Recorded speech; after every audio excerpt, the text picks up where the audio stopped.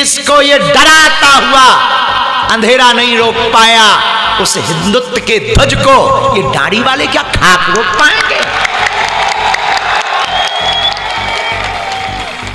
ये मजहब के नाम पर गोली चलाने वाले क्या खाक रोक पाएंगे? हमने एक ऊ वाले से कहा, साहब तुम्हारी तो गोली काम करती है, अपनी तो बोली काम करती है।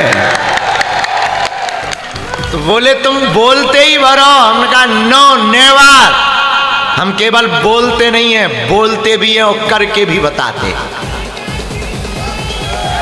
हमने कहा था कि हम पदयात्रा करेंगे और 15 मिनट का जवाब देंगे।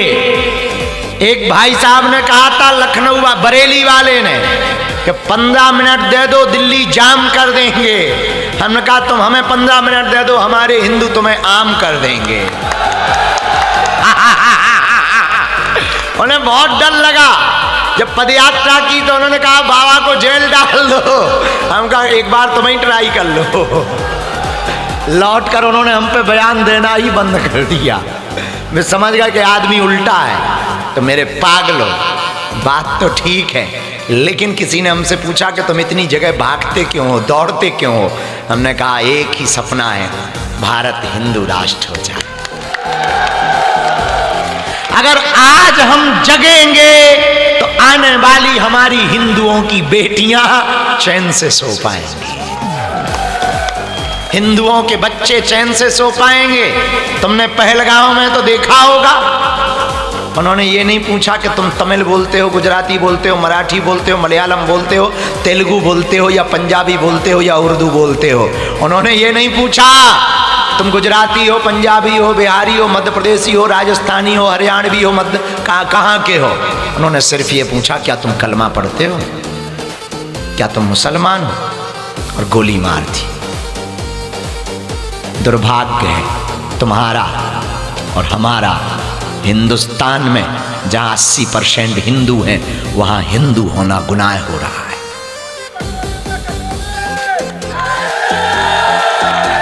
इसीलिए दादरी वालों, हमने प्रण लिया अब पदयात्रा हम जल्दी करने वाले हैं। और दिल्ली से वृंदावन तक की पदयात्रा की तैयारियों के लिए हम आए हैं। कल से पश्चिमी बिहार में कथा है 5 दिन की, और 5 दिन में हम तैयारी करके जाएंगे और यहीं तारीख घोषित करके जाएंगे। और गांव-गांव जाकर लगभग 700 गांवों में लाखों करोड़ों हिंदुओं को साथ लेकर भारत को हिंदू राष्ट्र बनाने का संकल्प लेंगे। और जब तक भारत हिंदू राष्ट्र हो नहीं जाएगा, चैन से नहीं बैठेंगे। और तुमसे भी एक बात कहेंगे, देखो ना तो हमें नेता बनना है ना तुमसे वोट लेनी, पर एक बात कहेंगे, पूछो क्या? अरे पूछो तो, तुम हमारा साथ दो, हम तुम्हें हिंदू राष्ट्र देंगे।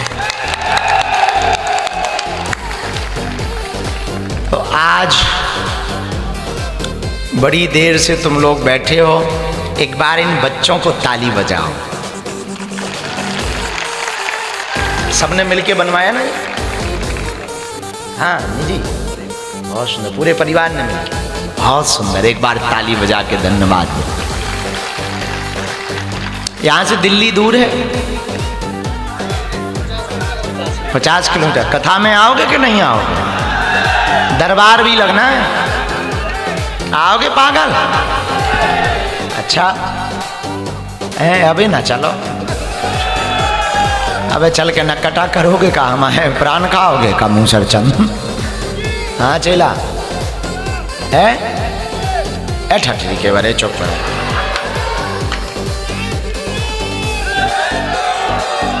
तो 2 बजे रात को कैसा लग रहा है? आनंद आ रहा है?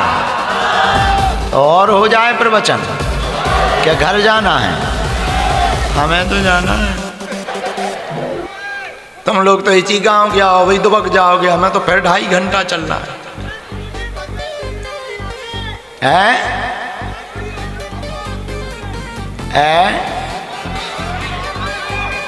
हम बहरा हो गए। जय श्री राम। हर हर हर हर बागेश्वर धाम की, बालाजी हनुमान की। देखो तो सो के चले आ रहे। जय महापुरुषों, तुम्हें माइक सुना गो का? अरे देखो तो जवान बूढ़े भी चले आ रहे। 2 बजे रात को काहे को चले आ रहे? हम जावे वाले हैं भाई। यार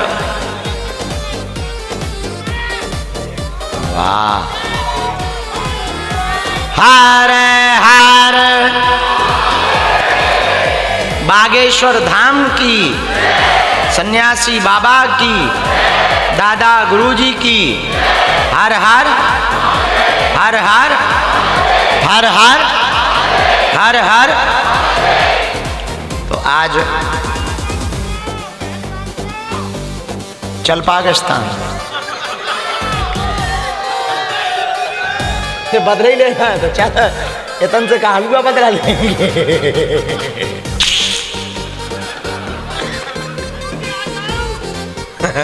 चल पाकिस्तान,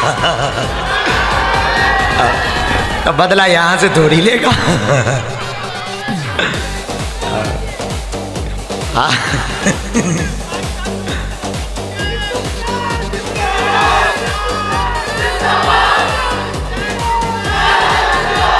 चलो जोश में होश नहीं खोना है। जोश में होश नहीं खोना है? हाँ हाँ, उनकी तलवार का बड़ा चमत्कार है।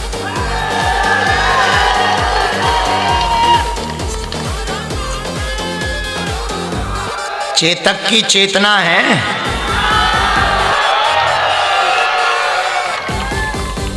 यहाँ तो तलवार भी बोलती है। हमारा भारत कितना अद्भुत है। बुझदिलो और धर्म के ऊपर उंगली उठाने वालों, सुनो, हम उस सनातन धर्म से हैं जहाँ के इंसान तो इंसान, घोड़े भी कट्टर हिंदू होते हैं। महाराणा प्रताप का घोड़ा चेतक, और उनका एक हाथी हुआ राम प्रसाद। सुना तुमने? क्या नाम था उसका? राम प्रसाद नाम का हाथी था। दुश्मनों ने बांध लिया था और इतना कट्टर हिंदू था कि 1 महीने तक उसने दुश्मनों के घर का दाना पानी नहीं लिया था। हम उस महाराणा प्रताप के अंशज वंशज हैं। और भला तुम लोगों में जोश क्यों ना हो, ये भूमि भी तो उन्हीं की ही है।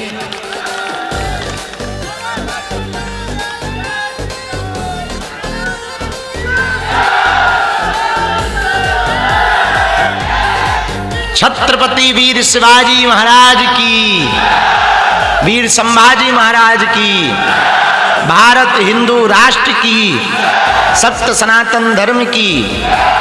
तो खटाना गांव की इस भूमि पर आज धर्म ध्वज जो है लहराया गया। ध्वज का बड़ा महत्व है। हनुमान जी का निवास कहाँ है? ध्वज के ऊपर। हनुमान चालीसा पढ़ो तो वर्णन आता है। हाथ वज्र अरु ध्वजा विराजे, कांधे मूंज।